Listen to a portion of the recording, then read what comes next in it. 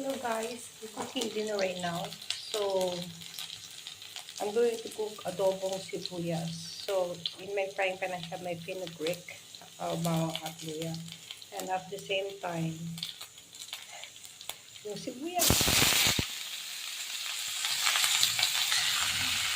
So, igisa lang natin yung sibuyas until naging transparent siya. Basically, yung ginagamit na adobong sibuyas sa Pinas, sa natikman ko before is white. Yung malaki na sibuyas.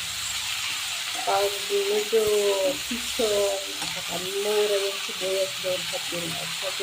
Natikman ko yun in my hometown. Ayan, kasi nagluto, lula ko yata yun.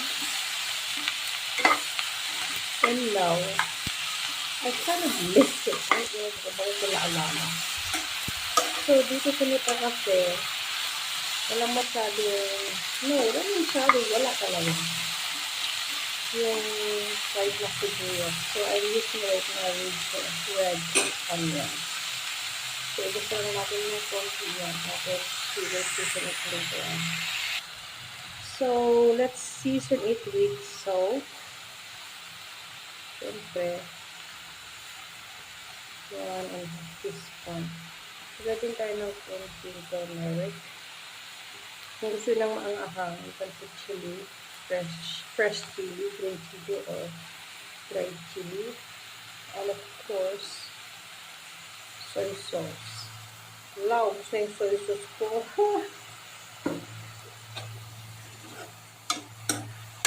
Hindi masyado kasi nagagamit yung soy sauce dito sa Pilipan ba. Mas lalagi yung spice dito. So, soy sauce is rarely madalang gamitin. So, yan. Luto natin siya ng konti. Hindi siya maluto. Mag-transparent na siya. Oh. Yan, lagay natin yung suka doon. Luto natin siya ng mga 3 minutes. Hindi mo maluto pala nito. So, yun, luto na siya. So, let's put the vinegar. Mga 1 to 2 tablespoon lang. We will not put sugar pala. Kasi matamis na yung sibuyas by nature. So, yan. Kailangan na suka nito na asin. Luto na. Ating adobong sibuyas. So, lastly,